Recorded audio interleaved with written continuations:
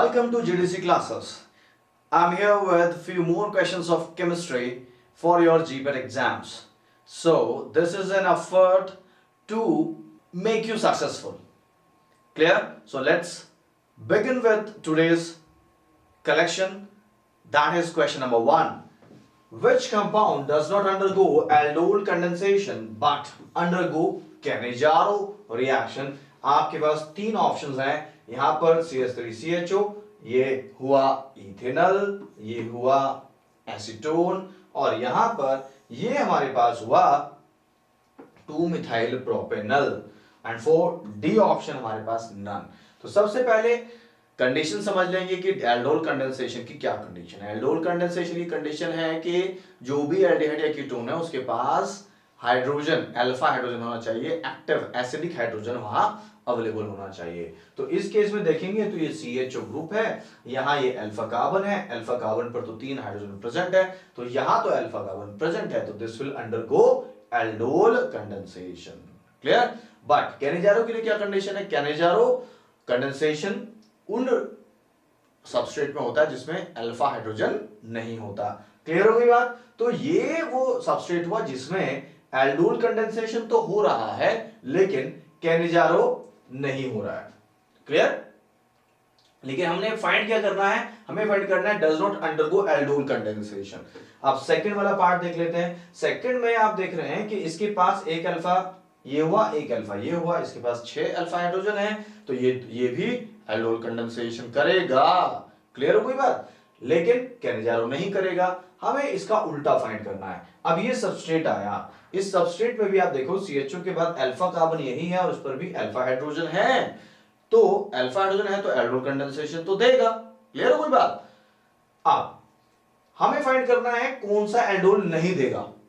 तो इस हिसाब से तो सारे दे रहे हैं क्योंकि सबके पास अल्फा हाइड्रोजन है, लेकिन यहां एक एक्सेप्शनल केस है जो हमारा सी ऑप्शन है, यहां पर अल्फा हाइड्रोजन रखते हुए भी एल्डोल कंडेंसेशन नहीं देता और कैनिजारो कंडेंसेशन देता है, कैनिजारो रिएक्शन ये देता है। तो कैसे देता है वो समझते हैं नेक्स्ट स्लाइड पर। तो यहां पर आप देखेंगे कि पहले आप समझेंगे कि ये एल्डोल कंडेंसेशन क्यों नहीं देता जबकि इसके पास अल्फा हाइड्रोजन है, ये बात समझनी है। तो सबसे पहला स्टेप होता है वहां बेस की प्रेजेंस में कार्बन आयन का फॉर्मेशन। तो जब कोई बेस आएगा तो वो क्या करेगा, वो इस H को पिक करेगा यहां से, इस कार्बन वाले H को, और ये बॉन्ड चला जाएगा कार्बन के पास, मतलब यहां बन जाएगा कार्बन आयन। तो कार्बन आयन बनेगा तो कुछ ऐसे दिखाई देगा, इस कार्बन पर 2 CH3 ग्रुप है और ये हाइड्रोजन हट गया यहां से, दिस इज हाइड्रोजन, ये पिक कर लिया इस OH ने, तो इस कार्बन पर आ गया है नेगेटिव चार्ज और ये बन गया है CHO ग्रुप। अब इस हिसाब से तो ये एल्डोल कंडेंसेशन देना चाहिए, लेकिन ध्यान देंगे कि यहां पर जो कार्बन आयन बन रहा है, this carbon ion is not stabilised carbon ion. क्यों? क्योंकि यहां पर जो CH3 ग्रुप है और ये भी CH3 ग्रुप है, 2 CH3 ग्रुप हो रहे हैं जो इलेक्ट्रॉन दे रहे होंगे, प्लस आई ग्रुप्स हैं, और जिससे इसका नेगेटिव चार्ज बढ़ेगा ना कि घटेगा। इसलिए यहां ये जो कार्बन आयन बन रहा है वो डिस्टेबलाइज हो जाएगा due to presence of 2+ I groups on the same carbon which is bearing negative charge on itself. That's why due to instability of this carbon ion, it will not undergo aldol condensation. Clear? लेकिन ये Cannizzaro reaction देता है। कैसे देता है वो बात समझेंगे और क्या प्रोडक्ट्स आ सकते हैं उसको भी समझेंगे। चलिए, जब यहां NaOH से इसको रिएक्ट कराएंगे, कैनिजारो में कॉन्सेंट्रेटेड NaOH लेते हैं, इस पर नेगेटिव चार्ज होता है, इस पर पॉजिटिव चार्ज होता है। क्लियर हो गई बात? Now this CHO group will be attacked by this OH negative ion. कैसे? देखिए, CH3 ये H है हमारे पास और ये C double bond OH। Clear हो गई बात? अब यहां पर ये जो OH है, this OH will attack on this carbon, this bond will move here and this will pick this sodium. तो देखो बनेगा क्या, यहां पर देखते हैं CH3, ये आपका CH3 है और यहाँ ये हाइड्रोजन है इस कार्बन से लगा हुआ, और इस कार्बन पर आप देख रहे हैं यहाँ पर आ चुका था नेगेटिव चार्ज, इसने Na को पिक कर लिया, तो ये हमारे पास ऐसे सॉल्ट के जैसे आ गया। एंड यहाँ पर हमारे पास होगा ये H आयन और यहाँ पर लग चुका है OH। क्लियर हो गई बात, क्लियर हो गई बात। Now here this negative charge will move here and this hydride ion will attack on another the same molecule that is aldehyde। तो इस पर ये अटैक करेगा, कैसे करेगा देखेंगे। ये हमारे पास है CH3, ये भी CH3 है and this is having H here, double bond OH। तो अब ये जो हाइड्राइड आयन है ये कहां किस कार्बन पे अटैक करने वाला है, कार्बोनिल कार्बन पर अटैक करने वाला है, and this bond will move here now. Okay, जैसे ही ये इधर मूव करेगा, इसने यहां मूव किया, हाइड्राइड आयन वहां गया, ये नेगेटिव चार्ज आया तो ये पिक करता है इस सोडियम को। ठीक है, तो प्रोडक्ट क्या बना देख लेते हैं। प्रोडक्ट बनेगा CH3 CH3H और यहां पर ये हो गया है डबल बॉन्ड, ओके, और ये है हो गया OH प्लस। उधर क्या बना हमारे पास CH3 CH, ऊपर आ गया CH3 और आप देख रहे हैं इस O ने पिक कर लिया Na को। ठीक है, तो O नेगेटिव Na पॉजिटिव, और यहां पे क्या है H ऑलरेडी यहां लगा हुआ है। अब H के पास तो एक H इधर से चला गया तो ये हो गया CH2। क्लियर, ये प्रोडक्ट हमारे पास बन गए। लेकिन यहां समझने की बात ये है कि ये तो है एसिड और ये हुआ हमारे पास एल्कोक्साइड आयन, सोडियम एल्कोक्साइड बना है। देखिए तो यहां पर ये बेस की तरह से काम करेगा और इस एसिड से हाइड्रोजन को पिक करेगा। तो यहां पर होता है एक्सचेंज ऑफ प्रोटॉन, प्रोटॉन उधर और सोडियम इधर। तो अब ये क्या करेगा, दिस विल एक्ट एज, ये एल्कोक्साइड आयन की तरह से एक्ट करेगा, ये हाइड्रोजन को पिक करेगा और ये बॉन्ड कहां शिफ्ट हो जाएगा, ऑक्सीजन पर। अब ये क्या करेगा, ये इस सोडियम को पिक कर लेगा। Got it. तो अब हमारे पास यहां इस कार्बोक्सिलिक एसिड का सॉल्ट बन जाएगा और यहां इसका हमारे पास क्या बनेगा, अल्कोहल बनेगा। और यही तो प्रोडक्ट्स हैं कैनिजारो रिएक्शन के। क्लियर, क्योंकि एल्डोल में क्या होता है, वहां तो बीटा हाइड्रोक्सी एल्डिहाइड बनते हैं। बात समझ में आई। तो जनरली बात क्या होती है, कैनिजारो उस सबस्ट्रेट में होता है जिसमें अल्फा हाइड्रोजन नहीं होता, लेकिन यहां पे तो अल्फा हाइड्रोजन था। क्लियर, अब अल्फा हाइड्रोजन होते हुए कैनिजारो हो रही है और अल्फा हाइड्रोजन है लेकिन एल्डोल नहीं हो रही है, क्योंकि वहां जो कार्बन बन रहा है वो स्टेबलाइज नहीं हो रहा है। तो ये एक एक्सेप्शन केस था और आपके लिए इंपॉर्टेंट क्वेश्चन था। तो यहां पर जब प्रोडक्ट हमारे पास बन रहा है तो क्या बनेगा, देखिए यहां पर क्या बनेगा, CH3, ये मैं लिख रहा हूं CH और यहां CH3 लगा हुआ है और ये लग गया COO और यहां से क्या लग चुका है Na। ठीक है, ये तो बना सॉल्ट। क्लियर हो गई बात, कार्बोक्सिलिक एसिड सॉल्ट, ये बन गया अल्कोहल। तो इसको सिंपली लिख दीजिए, दिस इज CH3 CH और यहाँ पे भी CH3 है और ये बन गया CH2 और ये बन गया O के पास आ गया H। गॉट इट, क्लियर हो गई बात।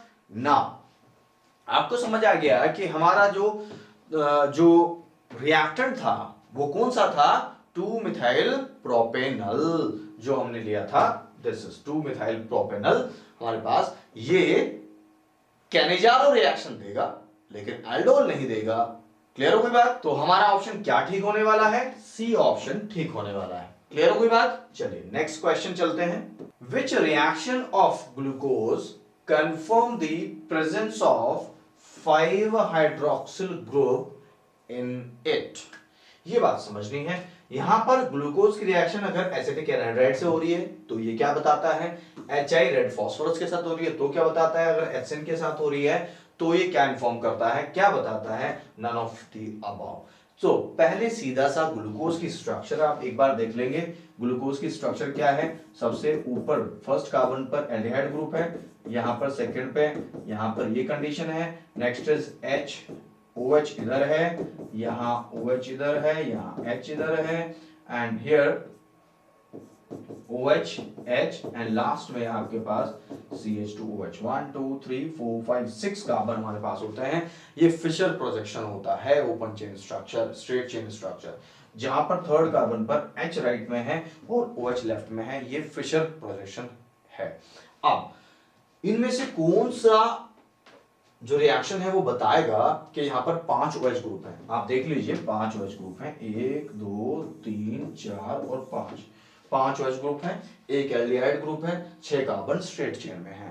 ठीक है, तो कुछ रिएक्शंस हैं जो ये बताती हैं, एविडेंस देती हैं कि यहां ये चीजें सर्टिफाइड है। चलिए तो पहले समझ लेते हैं कि कौन कौन से रिएक्शन है जो क्या क्या इन्फॉर्म दे कर रही है ये तीनों रिएक्शन।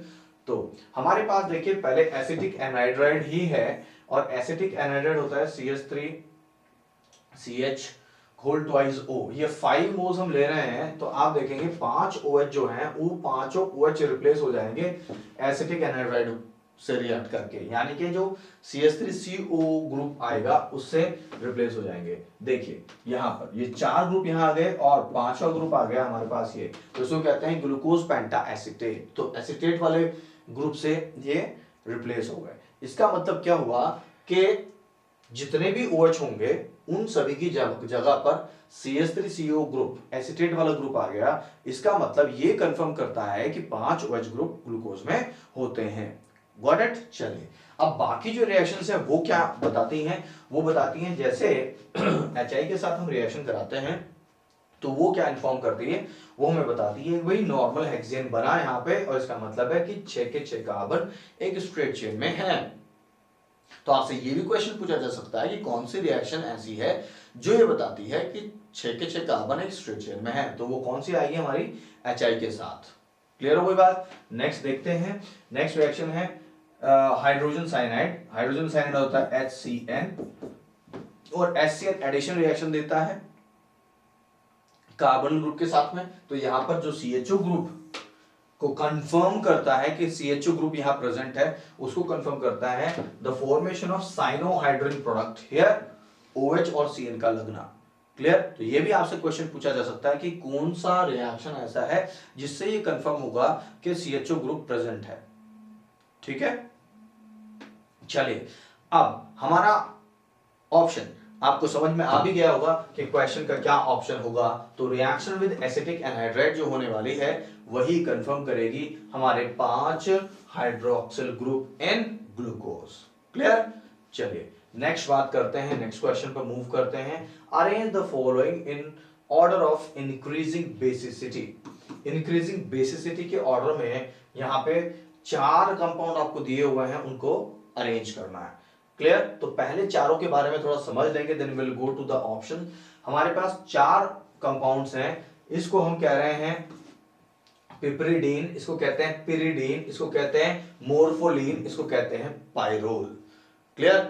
अब सबसे ज्यादा बेसिक कौन होगा? सबसे ज्यादा बेसिक वो होगा जो एरोमेटिक नहीं होगा, समझ जाइए, जिसमें इलेक्ट्रॉन डिलोकलाइज नहीं होने वाले।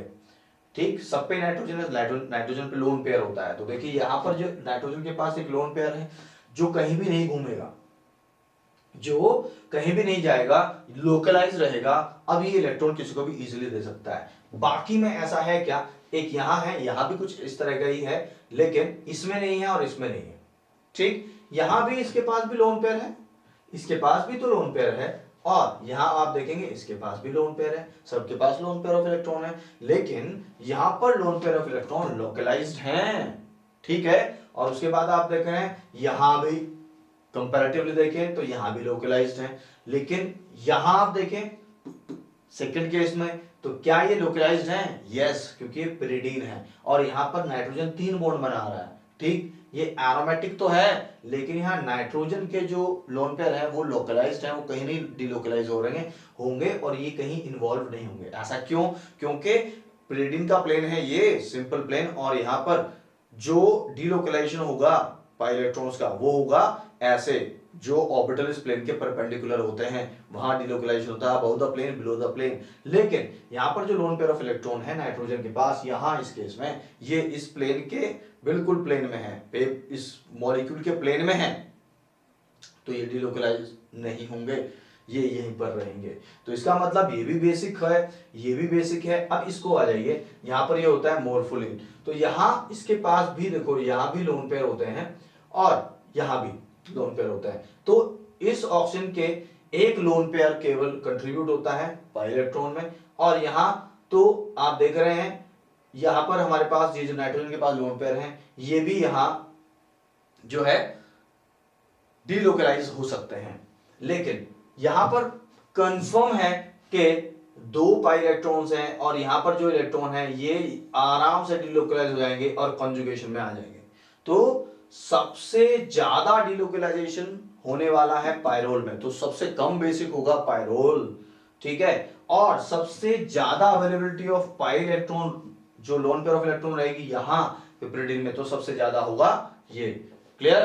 तो अब हमें इन दोनों में डिफरेंस फाइंड करना है, इन दोनों में कौन ज्यादा होने वाला है, ठीक है। तो यहां पर जो पिरिडीन है वो देखिए आप, पूरा एरोमेटिक होते हुए भी नाइट्रोजन के जो इलेक्ट्रॉन है वो हिलेंगे भी नहीं, तो वो लोकलाइज रहेंगे और वो बेसिक रहेगा। तो यहां पर आप देख रहे हैं, यहां जो ऑर्डर ऑफ बेसिसिटी हमारे पास आने वाला है वो क्या आने वाला है, लेट्स सी। हमारे पास ऑर्डर ऑफ बेसिसिटी आ रहा है 1, 3rd, 2nd and 4। So 1, 3rd, 2nd and 4। Clear हो गई बात? चलिए, तो यानी कि 1 से कम बेसिक ये होगा, क्योंकि इसके बाद फिर यही है जिसमें कॉन्जुगेशन नहीं है और यहां पाई इलेक्ट्रॉन्स ऐसे ज्यादा इन्वॉल्व नहीं होने वाले। अब यहां भी है लेकिन कॉन्जुगेशन में नहीं आएंगे। देखो ये यहां जाएगा तो ये यहां जाएगा, मतलब कोई कॉन्जुगेशन नहीं है, ठीक है। यहां पर ये लोकलाइज्ड है, ये लोकलाइज्ड है, लेकिन ये एरोमेटिक है। अब इसको हमने इसको और इसको कंपेयर किया तो सबसे ज्यादा बेसिक हुआ 1 पार्ट, उससे कम बेसिक हुआ 3rd पार्ट, क्योंकि इसमें कोई इस तरह का कॉन्जुगेशन या कोई चांस नहीं है डिलोकलाइज होने का। फिर आ गया इसको और इसको कंपेयर करोगे तो यहां पर आप देखोगे दोनों में कौन बेसिक होगा, इन दोनों में। क्लियर? यहां तो जो नाइट्रोजन पे लोन पेयर हैं वो तो फुल्ली डिलोकलाइज हो जाएंगे। क्लियर? क्यों? क्योंकि ये जो लोन पेयर यहां नाइट्रोजन पे हैं ये पाई बॉन्ड में काउंट होने वाले हैं और ये एरोमेटिक होगा। एरोमेटिक ये भी होगा, लेकिन इसके जो लोन पेयर ऑफ इलेक्ट्रॉन है ये डिलोकलाइज नहीं होंगे, ये यही रहेंगे। क्लियर? ये मैं आपको बता चुका हूं कि ये परपेंडिकुलर नहीं है, प्लेन में ही है, और ये परपेंडिकुलर है प्लेन के, तो ये तो घूमते रहेंगे। तो इसलिए ये कम बेसिक होगा इससे, पिरिडीन से, इसलिए सीक्वेंस आया 1, 3, 2, 4। तो हमारे पास 1, 3, 2, 4 सीक्वेंस आया। Got it? चले आगे चलते हैं। द प्रोडक्ट ऑफ दिस, ये हमारे पास एनिलीन होता है भाई, कॉन्सेंट्रेटेड H2SO4 और कॉन्सेंट्रेटेड HNO3 के साथ 273 केल्विन पर रिएक्शन हो रही है। प्रोडक्ट आपको दिए हैं ऑर्थोनाइट्रो एनिलीन, पैरानाइट्रो एनिलीन, 2 प्रोडक्ट बनते हैं। यहां पर दिया है paranitro aniline 51% and meta-nitroaniline is 47% and orthonitroaniline is 2%। इसी तरह से पैरा नाइट्रोएनिलीन बना 47% and orthonitro 51%। So these are the options given। तो पहले समझ लेंगे कि क्या कैसे रिएक्शन होगा। अब देखिए यहाँ पर जो NH2 ग्रुप है ना, इसके पास तो लोन पेयर ऑफ इलेक्ट्रॉन है, तो ये क्या करता है, ये इलेक्ट्रॉन देने का काम करता है। ये बेंजीन को इलेक्ट्रॉन देता है, देगा तो ध्यान रखेंगे ये ऑर्थो पैरा डायरेक्टिंग ग्रुप होता है। तो NH2 group being ortho para directing, तो आने वाले ग्रुप को ये कहां भेजने वाला है, आने वाले ग्रुप को ये कहां भेजेगा, ये भेजेगा या तो ऑर्थो पोजीशन पर या पैरा पोजीशन पर। ठीक है, तो अब जैसे यहाँ मूवमेंट हुआ तो अभी नेक्स्ट स्टेज हमारे पास यहाँ नेगेटिव चार्ज आ गया, यहाँ हमारे पास ये हुआ, ये डबल बॉन्ड NH2, यहाँ पर पॉजिटिव चार्ज आ गया। क्लियर? नेक्स्ट ये यहाँ मूव किया, ये यहाँ मूव किया, तो अगली जो रेजोनेटिंग स्ट्रक्चर्स हमारे पास यहाँ बन रही है, यहाँ नेगेटिव चार्ज है, ये दोनों बॉन्ड यहाँ है और डबल बॉन्ड NH2। ठीक है, नेक्स्ट ये यहाँ बॉन्ड गया, ये यहाँ गया, तो आप देख रहे हैं हमारे पास क्या आया, यहाँ पे negative charge double bond NH2 हमारे पास बन रहा है, ये बॉन्ड यहाँ, ये बॉन्ड यहाँ। अब नेक्स्ट में ये यहाँ और ये यहाँ मूव कर जाएगा।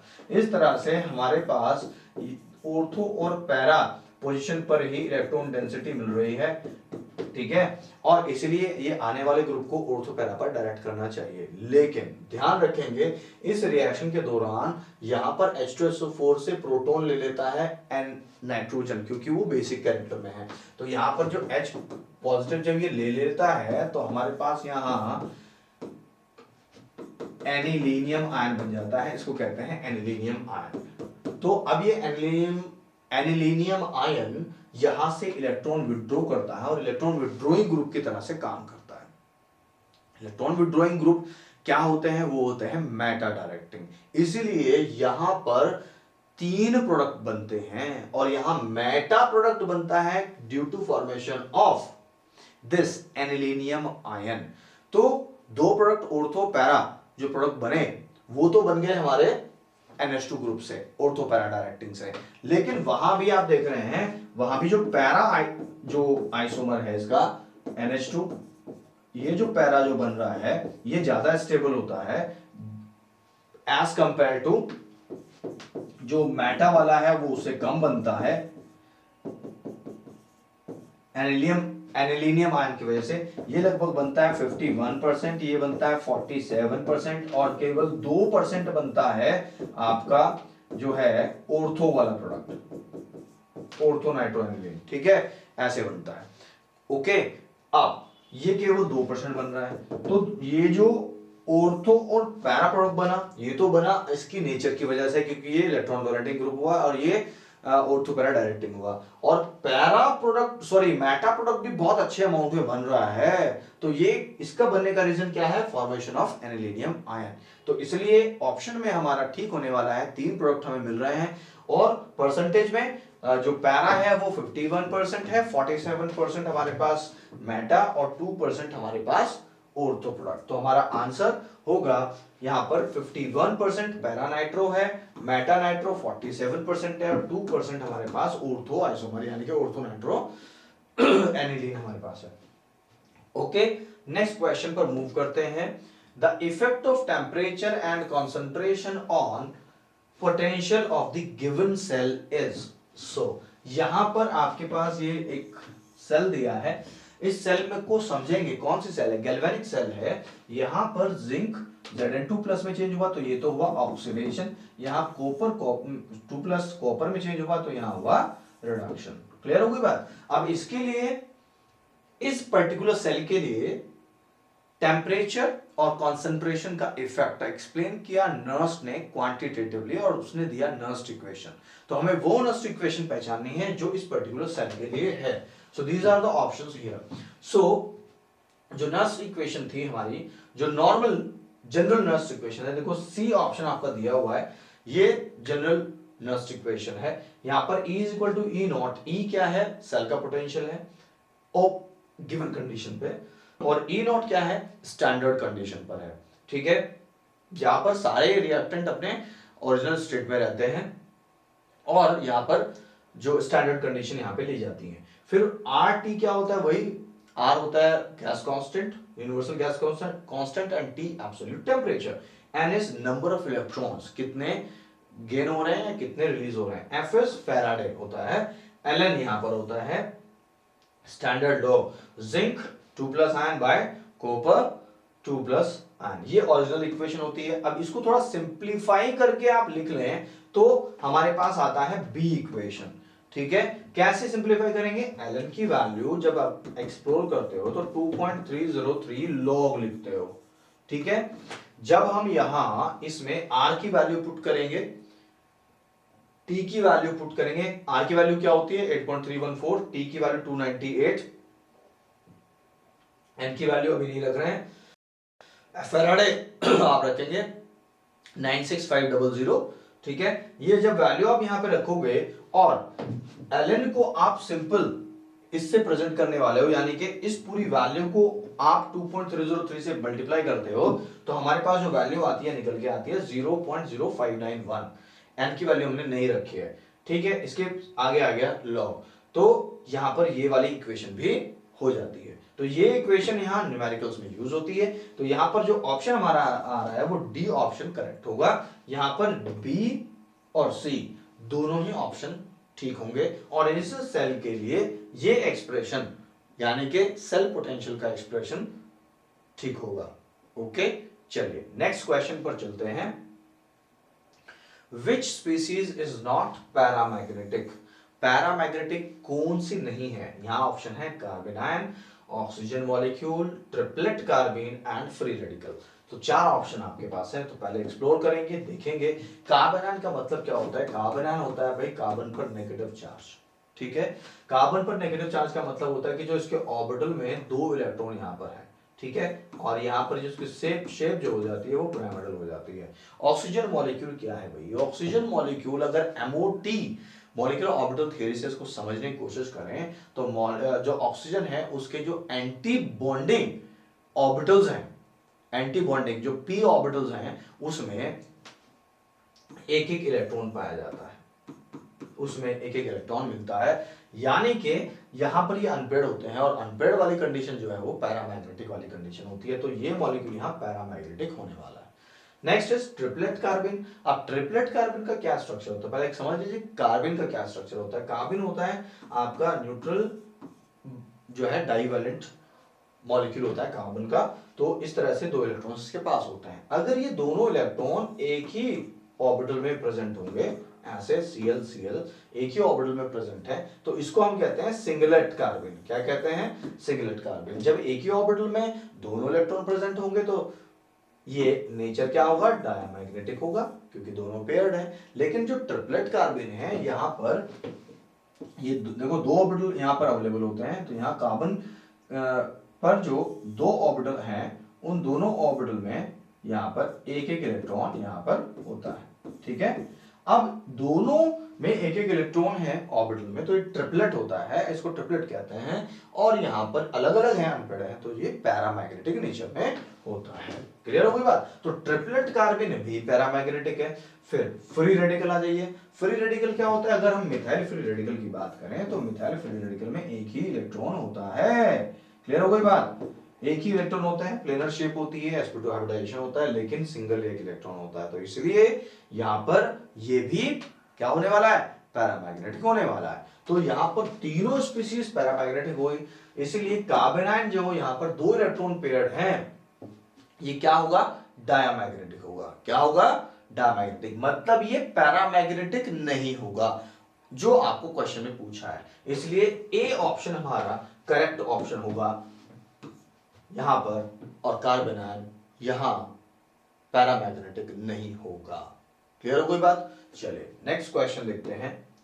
IUPAC name of the following compound. इस कंपाउंड की आईपीएसी नेमिंग करनी है, तो पहले समझते हैं इसको नेमिंग कैसे करना है।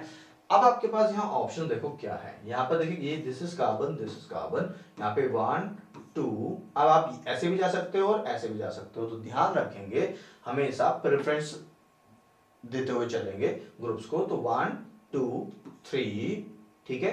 तो यहाँ पे 1 2 3 4, ओके। आप ऐसे नंबरिंग करने वाले हो, लेकिन ध्यान से बात समझनी है, जब ये एलिसाइक्लिक कंपाउंड है तो अभी हम इसके कार्बन को इसके साथ में काउंट नहीं कर पाएंगे, ठीक। तो कैसे करेंगे? अभी हम इसको करने वाले हैं, ध्यान दीजिए। यहां पर ये है, ऐसे बनाइए, यहां पर ये है आपका COOH ग्रुप, जिसको मैंने ऐसे ओपन करके लिखा हुआ है। यहां पर आपका है ये CHO ग्रुप, ठीक है, यहां पर लगा हुआ है Br। तो एलिसाइक्लिक कंपाउंड है कि नंबरिंग हम करेंगे यहां से शुरू, इसका कार्बन काउंट नहीं करता है। अब नंबर 1 अगर हम इस कार्बन को दे रहे हैं तो 2 इसको नहीं देंगे। 2 किसको देंगे? इसको देंगे, क्योंकि ये प्रेफरेंशियल ऑर्डर में Br से पहले आएगा। Br तो सब्स्टिट्यूएंट होता है, ग्रुप ये होता है। तो 1 2 3 ऐसे हम तीनों कार्बन को नंबरिंग करेंगे। अभी हम यहां पर क्या करेंगे? नेमिंग करने वाले हैं। तो अब देखना है प्रेफरेंस हमने इसको दिया क्योंकि यही प्रेफरेंशियल ऑर्डर में फर्स्ट आ रहा है, उस ऑर्डर में फर्स्ट आ रहा है। तो फर्स्ट कार्बन पे तो हो गया कार्बोक्सिलिक एसिड, 2 पे हो गया CHO ग्रुप को क्या कहेंगे? जब एज अ सब्स्टिट्यूएंट और प्रीफिक्स यूज करते हैं तो उसको कहते हैं फॉर्माइल। क्या कहते हैं? फॉर्माइल। थर्ड पे लगा हुआ है Br, तो Br अल्फाबेटिकल ऑर्डर में B पहले आ रहा है, तो क्या करेंगे भाई? 3 ब्रोमो 2 फॉर्माइल। अब 3 कार्बन है, साइक्लो है, तो साइक्लो प्रोपेन और 1 पे कार्बोक्सिलिक एसिड, तो 1 कार्बोक्सिलिक एसिड, ये इसका नाम हो जाएगा। Got it?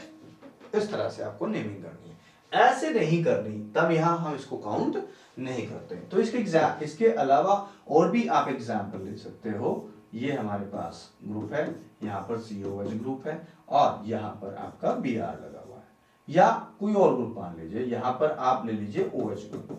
तो अभी इसकी नेमिंग कैसे करोगे? तो सिंपली अब ये वाला कार्बन काउंट नहीं होगा, तो यहाँ ही इसी को नंबर 1 दोगे, उधर जाएंगे कि इधर जाएंगे? OH ग्रुप इधर है तो ये फंक्शनल ग्रुप है तो इधर जाएंगे, 3 4 5, ठीक है। नाम क्या हो जाएगा?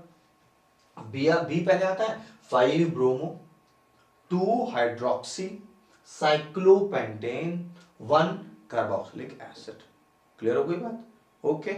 इसके अलावा ओपन चेन में भी अगर देखें तो हमारे पास CHO और CHO। अब देखो ये वाली बात है ओपन चेन में, तो देखो दोनों के कार्बन काउंट करने वाला है, तो उसका नाम क्या हो जाएगा? नाम क्या हो जाएगा? ईथेन 1,2 डाई अल। क्या हो जाएगा? डाई अल। इसके अलावा अगर आप यहां पर CHO लगा हुआ है, देखो अंदर नहीं है कुछ भी, ये साइक्लोहेक्सेन है, ऊपर CHO है, उसका कार्बन काउंट नहीं हो रहा, तो क्या करेंगे? साइक्लोहेक्सेन। अब इस ग्रुप को कहते हैं कार्बल्डिहाइड। क्या कहते हैं? कार्बल्डिहाइड। क्लियर हो गई बात? ओके, चलिए, तो हमारा ऑप्शन क्या होने वाला है भाई? 3 ब्रोमो 2 फॉर्माइल वाला ऑप्शन है। तो 3 ब्रोमो 2 फॉर्माइल साइक्लोप्रोपेन, 1 भी लिख सकते हैं कार्बोक्सिलिक एसिड, क्योंकि 1 कार्बन ये है। ओके, चलिए नेक्स्ट बात करते हैं, क्वेश्चन पर चलते हैं। Which reaction involves benzyne as intermediate? तो बेंजाइन है, बेंजाइन क्या होता है? बेंजाइन होता है कि एक ट्रिपल बॉन्ड वहां होता है, दिस इज बेंजाइन। ये कहां इन्वॉल्व होता है, किस रिएक्शन में इन्वॉल्व होता है, ये आपको लिस्टिंग करके दिया हुआ है।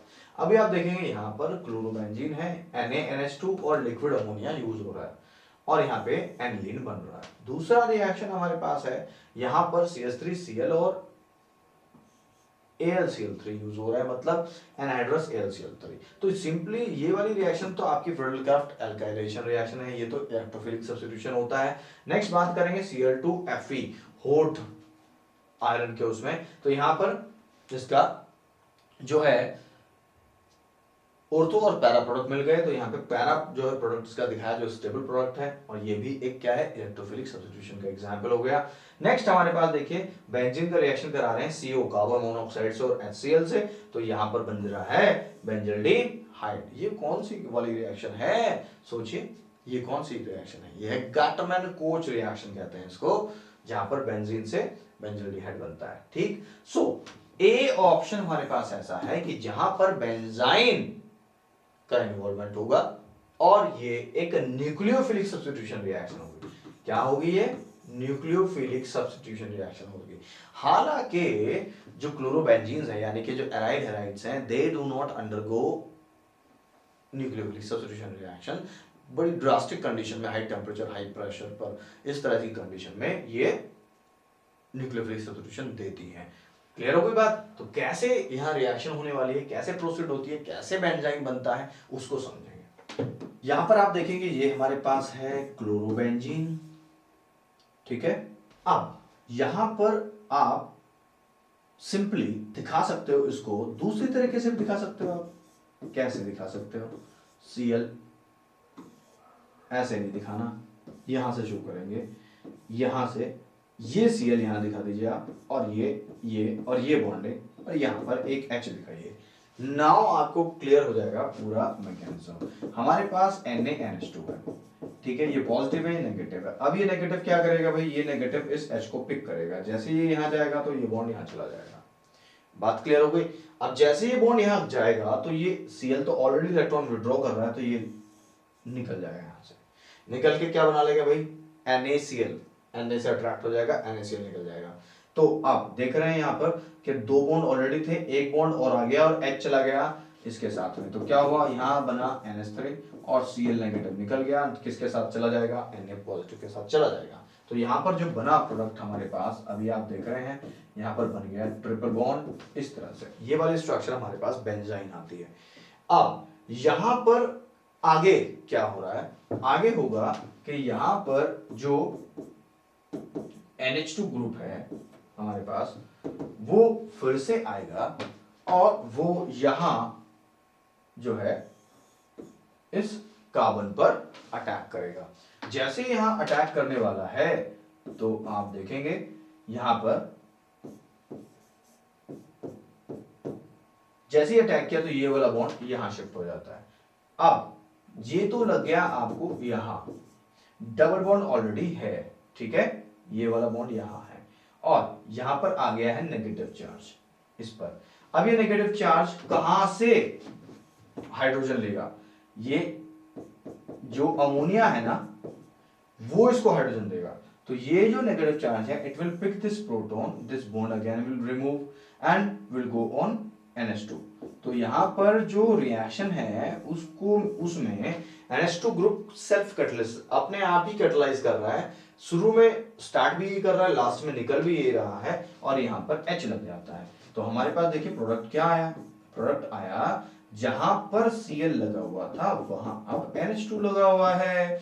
Cl भी एक न्यूक्लियोफाइल था, NH2 भी एक न्यूक्लियोफाइल है और better nucleophile replaces a weaker nucleophile. Such reactions are called nucleophilic substitution reaction. अब आपसे ये क्वेश्चन किसी भी तरह से पूछा जा सकता है, आपसे पूछा जा सकता है बताओ which type of reaction is this, electrophilic, nucleophilic, addition and so many options will be given. तो आपके लिए क्लियर है मैकेनिज्म के साथ में आपको बेंजाइन कैसे इन्वॉल्व हो रहा है, कैसे बन रहा है, क्लियर हो गई बात। चलिए तो रिएक्शन से क्लियर है, आपका आंसर भी आपको क्लियर है कि यहां पर रिएक्शन हमारे पास फर्स्ट रिएक्शन न्यूक्लियोफिलिक सब्स्टिट्यूशन वाली रिएक्शन जिसमें बेंजाइन बन रहा है।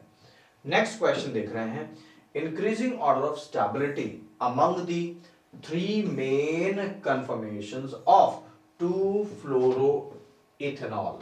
2-फ्लोरोइथेनॉल का कन्फर्मेशंस हमारे पास है eclipse, gauche and anti.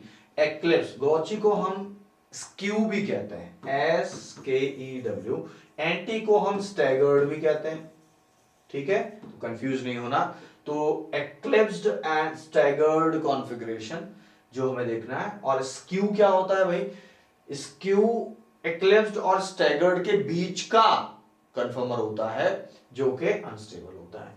Eclipse सबसे कम स्टेबल और जो एंटी होता है स्टैगर्ड फॉर्म वो तो स्टेबल होता ही है। तो क्या होता है, कैसे इनकी फॉर्म्स होती हैं, क्या स्ट्रक्चर्स और कन्फर्मर्स की क्या होती है वो देख लेते हैं। देखिए एंटी और स्टैगर्ड इसको हम कह रहे हैं, एक्लिप्स वाली ये है और स्क्यू और गौची ये हमारे पास स्टेज आ रही है। तो पहले समझ लेंगे एक्लिप्स को। एक्लिप्स में क्या होता है, हाइड्रोजन हाइड्रोजन दोनों पास में है तो रिपल्शन ज्यादा होगा, इसीलिए ये इस केस में टॉर्जनल स्ट्रेन बहुत ज्यादा होने वाला है, एंगल टॉर्जनल स्ट्रेन यहां बहुत ज्यादा होने वाला है, ठीक, एंगल बहुत कम हो गया, टॉर्जनल एंगल कम हो गया। चलिए स्टैगर्ड वाली फॉर्म में जिसको हम एंटी फॉर्म कह रहे हैं, आप देख रहे हैं सारे जो हाइड्रोजन है कितने दूर दूर हैं, सभी ग्रुप्स दूर दूर हैं, मैक्सिमम दूरी पर हैं। तो यहाँ हमारे पास जो टॉर्जनल एंगल है सबसे ज्यादा और होगा और स्ट्रेन सबसे कम होगा। सो स्ट्रेन सबसे कम होगा तो ये हमारे पास सबसे स्टेबल वाली फॉर्म बनने वाली है, एंटी फॉर्म और स्टैगर्ड फॉर्म। क्लियर। फिर एक्लिप्स मैंने आपको समझा दिया। नेक्स्ट बात करते हैं स्क्यू। तो स्क्यू और गौची, इसमें आप देख रहे हैं कि ये अनस्टेबल क्यों है, इसमें तो एच दूर दूर है लेकिन ये स्टेबल नहीं है। क्यों नहीं है भाई, यहां देखो ये और ये दोनों इलेक्ट्रोनेगेटिव एलिमेंट्स दोनों पास पास है तो दोनों रिपेल करते हैं, तो ये बार बार ऐसे अलग अलग कॉन्फ़िगरेशन में आ जाता है। तो अगर बात करें तो यहां पर इनकी स्टेबिलिटी ऑर्डर का, तो एक्लिप्स सबसे कम स्टेबल है, उससे ज्यादा स्टेबल है गौची एंड उससे ज्यादा स्टेबल है एंटीफॉर्म। क्लियर। सो अभी देख लेते हैं हमारा ऑप्शन एक्लिप्स, फिर गौची एंड एंटी। क्लियर हो गई बात, ये हमारे कॉन्फ़िगरेशन यहां पर हो जाएंगे। चलिए नेक्स्ट क्वेश्चन पर देखते हैं, which of the acids cannot be prepared by Grignard reagent। Grignard reagent से कौन सा एसिड नहीं बनता, बनते तो हैं लेकिन कौन सा नहीं बनता। एसिटिक एसिड नहीं बनता, प्रोपेनोइक एसिड नहीं बनता, फॉर्मिक एसिड नहीं बनता, ऑल ऑफ दीज कोई सा भी नहीं बनता। तो पहले समझ लेंगे कि ग्रिनार्ड रिएजेंट कैसे एसिड बना रहा है। तो ग्रिनार्ड रिएजेंट रिएक्ट करता है देखो CO2 से, और CO2 से रिएक्ट करके यहां पर ये एसिड बनाता है। कैसे बनाएगा एसिड, ध्यान देंगे यहां पर जो CH3MgBr है, Mg तो देखो पॉजिटिव है, यहां पर ये नेगेटिव, और जो ग्रिनार्ड रिएजेंट है खासतौर से ऑर्गेनोमेटेलिक कंपाउंड्स का जो में जो कार्बन होता है वो कार्बन आयन का सोर्स होता है, कार्बन नेगेटिव चार्ज की तरह से बनता है। अब ये यहां से कार्बन आयन आएगा, अटैक करेगा इस कार्बन पर, और ये बॉन्ड शिफ्ट हो जाएगा आगे। तो आगे वाली कंडीशन क्या बनेगी, आप देख रहे हैं अभी यहां पर ये जो है लीनियर वाली शेप में था CO2 मॉलिक्यूल, अभी जैसे चला जाएगा तो ये बॉन्ड आगे चला जाएगा, तो अभी ये किस फॉर्म में आ जाएगा, sp2 में आ जाएगा। तो sp2 में आने के बाद क्या कंडीशन होगी, यहाँ पर CH3, और देखो CH3 की बॉन्डिंग बन गई है कार्बन से, और कार्बन का ये डबल बॉन्ड पिछले वाला है, ये ऑक्सीजन नेगेटिव आ चुका, और इससे लग गया है MgBr, ठीक है, MgBr।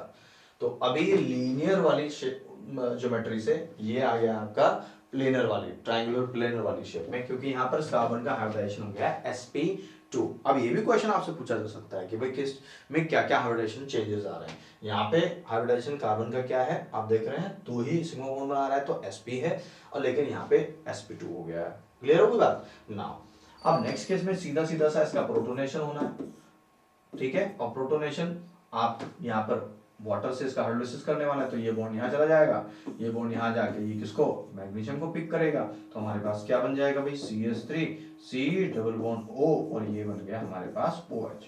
क्लियर हो गई बात। इसका मतलब ये हुआ कि ग्रिग्नार्ड रिएजेंट में एक कार्बन तो ऑलरेडी होता है, और जिस पर वो अटैक कर रहा है एक कार्बन वहां होता है, तो मैक्सिमम 2, मतलब मिनिमम मैं कहूंगा तो मिनिमम 2 कार्बन तो होंगे ही होंगे ग्रिग्नार्ड रिएजेंट वाली रिएक्शन में, तो प्रोडक्ट में वहां 2 कार्बन तो होंगे ही होंगे। इसलिए आप समझ जाइए कि हमारे पास जो ऑप्शन है वो क्या है, एसिटिक एसिड जिसमें 2 कार्बन होते हैं, प्रोपेनोइक एसिड में कितने कार्बन होंगे, 3 कार्बन होते हैं, और फॉर्मिक एसिड में कितने कार्बन होते हैं भाई, फॉर्मिक एसिड में केवल एक ही कार्बन होता है। इसका मतलब ग्रिग्नार्ड रिएजेंट से 2 कार्बन वाला एसिड बनेगा, मतलब 2 कार्बन जिसमें होंगे, यानी कि शुरुआत होती है आपका एसिटिक एसिड या एथेनोइक एसिड से, यानी कि फॉर्मिक एसिड यहां नहीं बन पाएगा ग्रिग्नार्ड रिएजेंट से।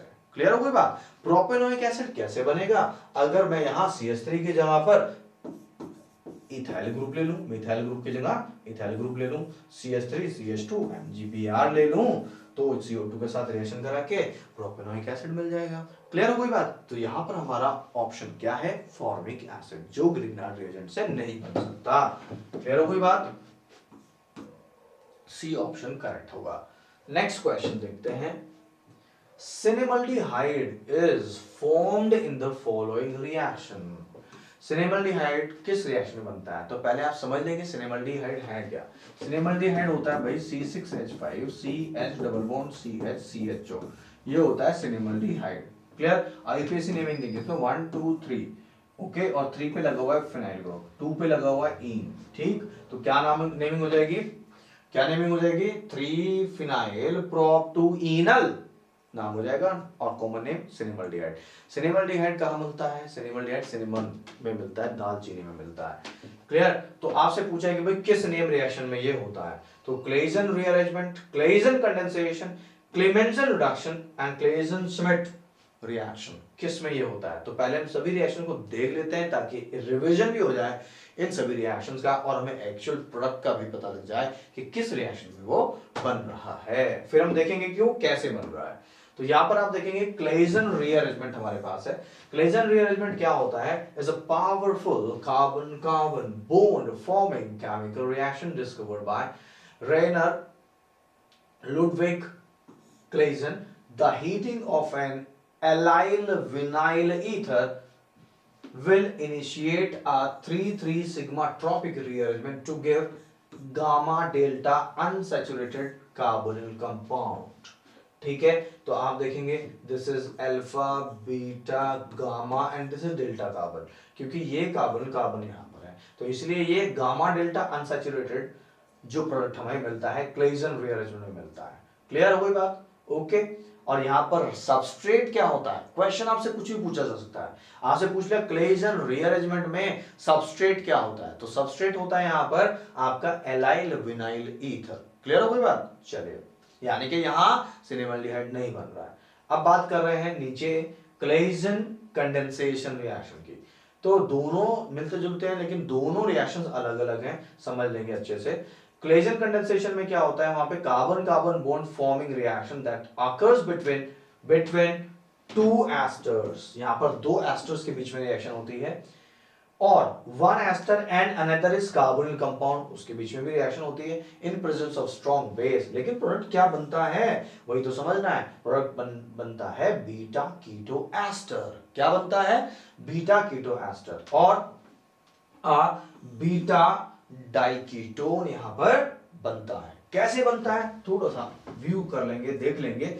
यहां पर हमारे पास ये एस्टर है, ये दूसरे वाला एस्टर है, एक एस्टर और एक कीटोन के बीच में भी रिएक्शन हो सकता है। क्लियर हो गई बात? तो यहां पर ये हमारे पास सोडियम एल्कोक्साइड बेस लिया है और फिर उसका फिर हम हाइड्रोलिसिस करने वाले हैं, तो यहां हमारे पास बीटा कीटो एस्टर यहां पे हमें मिल रहा है। ठीक है, अब बीटा कीटो एस्टर वाली बात कहां से आ गई? बीटा कीटो यानी कि बीटा कार्बन पर कीटो ग्रुप लग रहा है। तो देखो ये तो एस्टर ग्रुप हो गया, ये वाला एस्टर ग्रुप है। एस्टर ग्रुप से नेक्स्ट कार्बन हमारे पास ये अल्फा कार्बन होता है, दिस इज। और देखो बेटा ये ही बीटा कार्बन है और बीटा कार्बन पर OH ग्रुप लगा हुआ, सॉरी O ग्रुप लगा हुआ है, यानी कि बीटा पर ही कीटोन ग्रुप है। तो बीटा कीटो एस्टर यहाँ पे बन रहा है। कुछ भी क्वेश्चन आपसे पूछा जा सकता है कि पूछा जाता है बीटा कीटो एस्टर किस रिएक्शन में बनते हैं, तो वो बनते हैं आपके क्लेजन कंडेंसेशन में। नेक्स्ट बात करते हैं क्लेमेंजन रिडक्शन। सो क्लेमेंजन रिडक्शन में रिडक्शन हो रहा है, यहाँ पे हाइड्रोजन का एडिशन होगा और यहाँ पर सिंपली जो कार्बोनिल ग्रुप है that converts into CH2 group.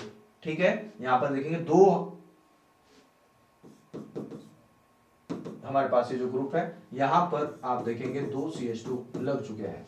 Reagent क्या यूज हो रहा है यहाँ पे? ZnHg जिंक अमलगम और एसिडिक मीडियम में रिएक्शन होती है। इसका दूसरा रिएक्शन आपको पता है CO ग्रुप, जहां पे CH2 में चलता है, वो होता है वोल्फ केशनर रिडक्शन, बेसिक मीडियम में होता है और हाइड्रोजन की प्रेजेंस में होता है। ठीक, अभी बात करते हैं क्लेजन श्मिट रिएक्शन। सो क्लेजन श्मिट रिएक्शन क्या कहती है भाई? ये कहती है ये रिएक्शन होती है आपकी बेंजल्डिहाइड के बीच में और एसिटल्डिहाइड के बीच में, डाइल्यूट NaOH के प्रेजेंस में। और देखो यहाँ प्रोडक्ट हमारे पास बन रहा है सिनेमल्डिहाइड। क्लियर हो गई बात? तो हमारा ऑप्शन क्लियर है कि क्या आंसर होगा क्लेजन श्मिट रिएक्शन, हमारा आंसर होने वाला है। अब मैं आपको बता रहा हूं कि ये सिनेमल्डिहाइड कैसे बन रहा है, what is the mechanism behind this. Claisen Schmidt reaction benzaldehyde और एसिटल्डिहाइड यूज होता है, तो it's following aldol condensation mechanism. तो that is beginning with the formation of carbon ion. तो कार्बन आयन कहां से बनेगा भाई? जिसके पास अल्फा हाइड्रोजन होगा। तो एसिटल्डिहाइड के पास ही अल्फा हाइड्रोजन है, बेंजल्डिहाइड के पास तो नहीं है। तो सबसे पहला स्टेप हमारा होगा कार्बन आयन फॉर्मेशन। तो कार्बन आयन फॉर्मेशन में ये हमारे पास एसिटल्डिहाइड है और ये जो OH है Na से आने वाला है, ये इस पर अटैक करेगा, ये बॉन्ड यहाँ आ जाएगा। तो अभी हमारे पास आप देख रहे हैं ये बना है यहाँ पर carbon ion. Though this is also resonance stabilise. तो रेजोनेंस स्टेबलाइजेशन आप ऐसे देख सकते हैं कि यहाँ पर हमारे पास ये जो नेगेटिव चार्ज है ये यहाँ जाता है, ये यहाँ जाता है। तो दूसरी रेजोनेटिंग स्ट्रक्चर हमारे पास जो बन रही होती है वो हमारे पास होती है CH2 double bond C, O पे आ गया नेगेटिव H। क्लियर हो गई बात? और इसमें आपको बता दूं कि जो स्टेबल फॉर्म होती है वो ये वाली होती है, क्योंकि यहाँ पर नेगेटिव चार्ज कार्बन पर होता है और यहाँ नेगेटिव चार्ज ऑक्सीजन पर होता है। तो रेजोनेंस रूल के हिसाब से अगर नेगेटिव चार्ज ज्यादा इलेक्ट्रोनेगेटिव एलिमेंट पे होता है तो वो स्टेबल वाली फॉर्म होती है। कार्बन से ज्यादा इलेक्ट्रोनेगेटिव ऑक्सीजन ही है। अब ये जो कार्बन आयन यहाँ पे बना था, ये वाला कार्बन आयन, क्योंकि ये रिएक्टिव है, स्टेबल नहीं है, तो यही अटैक करेगा किस पर? इस बेंजल्डिहाइड के कार्बोनिल कार्बन पर। तो नेक्स्ट स्टेप होगा हमारा इस कार्बन आयन का अटैक, यानी कि न्यूक्लियोफिलिक अटैक होगा। किस पर होगा? बेंजल्डिहाइड पर। ठीक है, अब यहां से ये नेगेटिव एंड CHO में लिख देता हूं, यहां से ये अटैक करेगा इस कार्बन पर, ये बॉन्ड चला जाएगा यहां। तो हमारे पास जो प्रोडक्ट बनने वाला है वो प्रोडक्ट बना है C6H5 और O पे आया नेगेटिव, ये H ऑलरेडी है यहीं पे और इससे लग चुका है CH2CHO। भाई नेक्स्ट स्टेप में क्या होगा, इसका प्रोटोनेशन होगा, HOH आ जाएगा। अब ये जो नेगेटिव चार्ज है ये अटैक करेगा इस H पर, ये बॉन्ड यहाँ चला जाएगा, तो रिमूव क्या हो जाएगा, OH नेगेटिव आयन निकल जाएगा और इसका प्रोटोनेशन हो जाएगा। अभी आप देख रहे हैं C6, ये आ गया C6H5 और O पे OH और यहाँ पे इसका जो H है ना, अब ये H इसके साथ निकल जाएगा। अब CHO ग्रुप तो इलेक्ट्रॉन विड्रॉइंग ग्रुप है, तो अल्फा कार्बन है, अल्फा कार्बन पे जा रहा एसिडिक हाइड्रोजन है, तो ये यहाँ से H2O निकल जाएगा, वाटर निकल जाएगा, तो इनके बीच में डबल बॉन्ड आ जाएगा। ओके, लेकिन अभी आप थोड़ा सा ध्यान देंगे, यहाँ पर हमारे पास C6H5 COH तो है, लेकिन इसके पास H भी तो है यहाँ पर, तो ये H भी हमें लगाना है। ठीक है, चलिए अब इनके बीच में बॉन्ड आ गया, बॉन्ड आने के बाद हमें प्रोडक्ट जो मिल रहा है वो प्रोडक्ट मिल रहा है, देखिए C6H5 और CH यहाँ पर है, फिर CH है और डबल बॉन्ड हो चुका है और CHO, यही तो प्रोडक्ट हमारा है सिनेमल्डिहाइड। क्लियर हो गई बात? तो सिंपल एल्डोल कंडेंसेशन वाला मैकेनिज्म है, लेकिन यहाँ पर क्लेजन सिमेट में हो क्या रहा है, यहाँ पर एक के पास तो अल्फा हाइड्रोजन है, दूसरे के पास अल्फा हाइड्रोजन नहीं है और एल्डोल कंडेंसेशन मैकेनिज्म फॉलो हो रहा है। ठीक, एल्डोल ही बनता है, बीटा हाइड्रोक्सी एल्डिहाइड बनता है। ठीक, और फिर डिहाइड्रेशन के बाद यहाँ पर सिनेमल्डिहाइड बन रहा है। ओके, और सिनेमल्डिहाइड में भी आप ध्यान देंगे कि यहाँ पर अल्फा बीटा अनसैचुरेटेड, ये अल्फा कार्बन है, beta carbon, alpha beta unsaturated aldehyde आपको पास मिल रहा है। नेक्स्ट क्वेश्चन देखते हैं, तो हमारा आंसर क्या होगा, हमारा आंसर होगा D option, Claisen Schmidt condensation. Next question देखते हैं, 1 bromo 3 chloro cyclobutane when treated with 2 equivalents of sodium in presence of ether, which of the following will be formed? तो पहले आप रिएजेंट का ध्यान करें, यहाँ पे सोडियम भी है, ड्राई ईथर भी है और यहाँ पर 1 ब्रोमो 3 क्लोरो साइक्लोब्यूटेन, मतलब यहाँ पे कोई एल्काइल हैलाइड भी है। तो ऐसी कौन सा रिएक्शन है जिसमें ये सब चीजें यूज होती हैं? यस, ये होता है वुड्स रिएक्शन। यस, आपको याद आ गया है। तो यहाँ पर प्रोडक्ट क्या होगा, ये प्रोडक्ट आपको बताना है। पहले समझ लेते हैं कैसे रिएक्शन होगी। तो ये रिएक्शन करेगा और इसको हम कहेंगे वुड्स रिएक्शन। वुड्स रिएक्शन हो रही है, प्रोडक्ट हमारे पास बनेगा बाईसाइक्लो कंपाउंड और बाईसाइक्लो 110 ब्यूटेन हमारे पास बनने वाला है। ठीक हो गई बात? तो नेमिंग कैसे करते हैं, देखिए आप देखिए, यहाँ ब्रिज कार्बन 1 है, यहाँ भी ब्रिज कार्बन जो है 1 है, ब्रिज बना रहा है, और यहाँ बीच वाले में तो एक भी कार्बन नहीं है, तो इसलिए 0 लिखा है। ठीक है, चलिए अब ये बना कैसे, यहाँ पर जो प्रपोज्ड मैकेनिज्म है वो थोड़ा फ्री रेडिकल बेस्ड है और इलेक्ट्रॉन ट्रांसफर मैकेनिज्म पे काम कर रहा है। तो पहले मैकेनिज्म को देखें तो यहाँ पर जो Br है वो Cl से जल्दी टूटता है, बेटर लिविंग ग्रुप है। तो क्या क्या होगा, यहाँ पर जो सोडियम आयन है, जो सोडियम रेडिकल हमारे पास आ रहा है, आप देखेंगे ये जो सोडियम रेडिकल है और यहाँ पर ये बॉन्ड यहाँ टूट जाएगा, ये बॉन्ड आधा यहाँ आ जाएगा, तो NaBr पहले स्टेप में क्या हो जाएगा, पहले स्टेप में यहाँ NaBr निकल जाएगा और यहाँ इस पर आ जाएगा रेडिकल। ठीक है, और ये Cl यही है और निकल क्या गया भाई, NaBr निकल गया। अब क्या होगा, अब जो एक और Na आएगा वो क्या करेगा, एक और Na आकर वो जो Na पर इलेक्ट्रॉन है ना, वो इलेक्ट्रॉन यहाँ ट्रांसफर करेगा। जैसे ये ट्रांसफर करेगा तो यहाँ चला जाएगा, मतलब क्या हुआ, ये अपना इलेक्ट्रॉन लेके चला जाएगा, तो यहाँ पर एक इलेक्ट्रॉन रह जाएगा। ये भी इसी तरह से हमारे पास रिएक्शन होने वाला है। ठीक है, तो अभी दोनों कोनों पर का जो एक एक इलेक्ट्रॉन यहाँ रह जाएगा।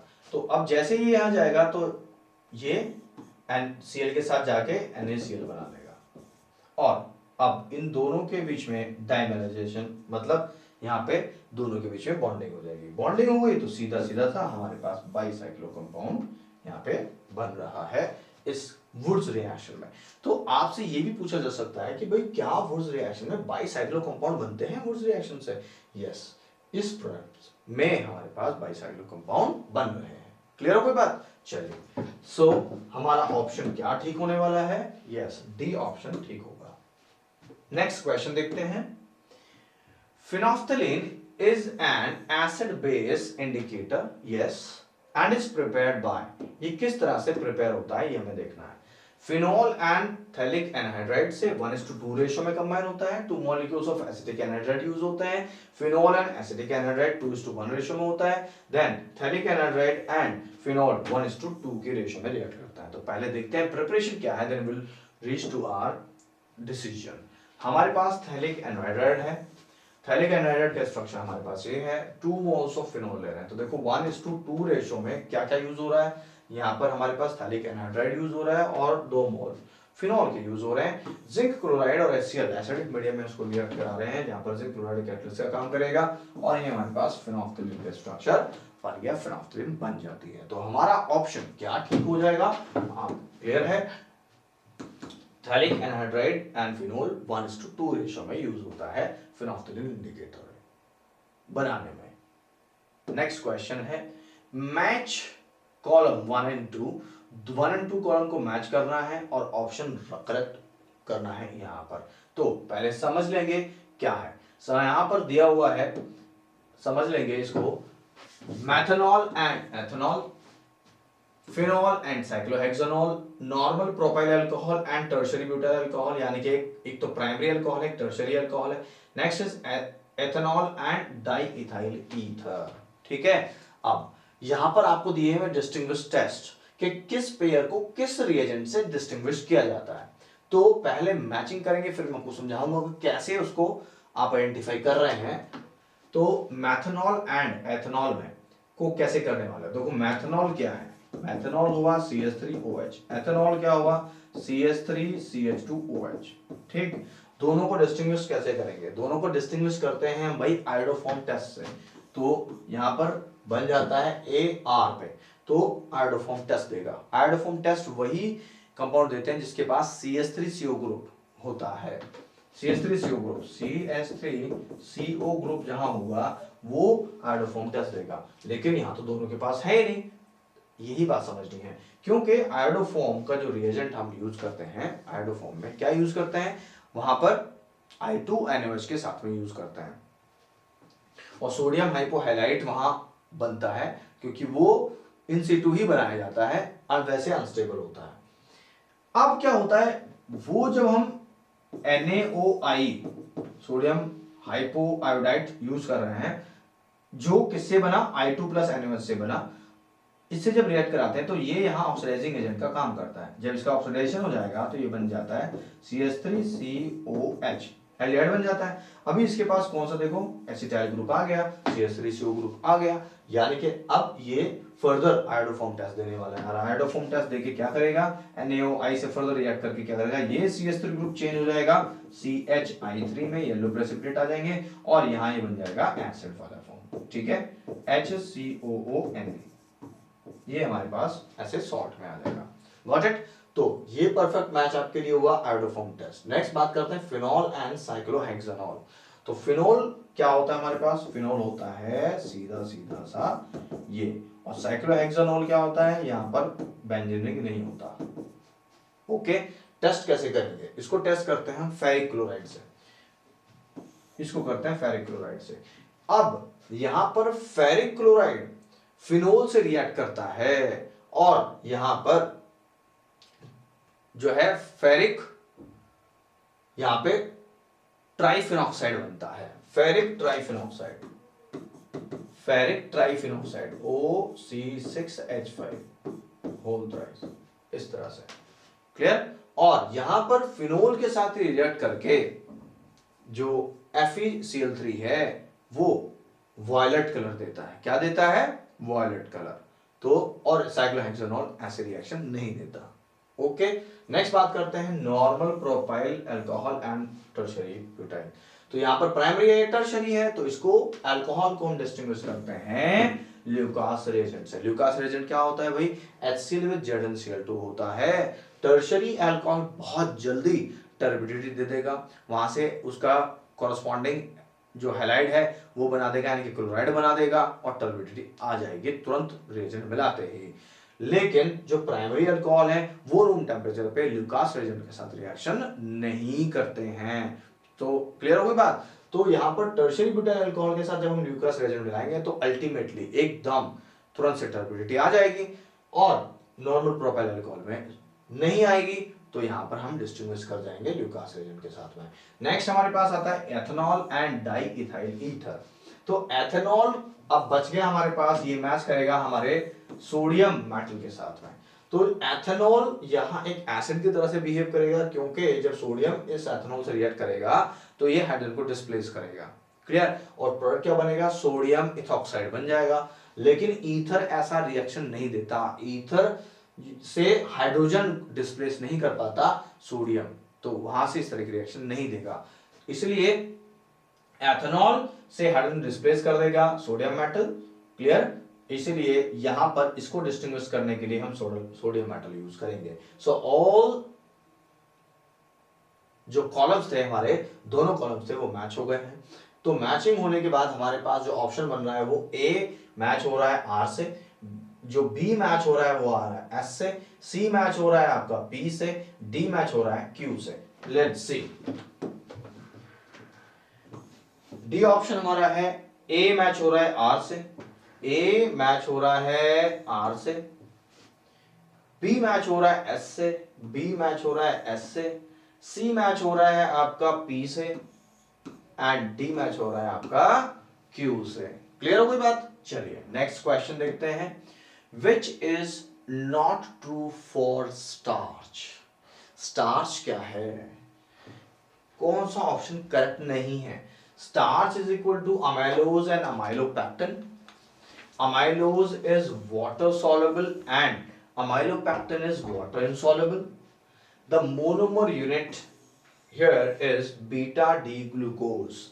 क्या ये बीटा डी ग्लूकोज से बना हुआ है, इसका जो यूनिट है वो बीटा डी ग्लूकोज है and it has C1C4 alpha glycosidic linkage.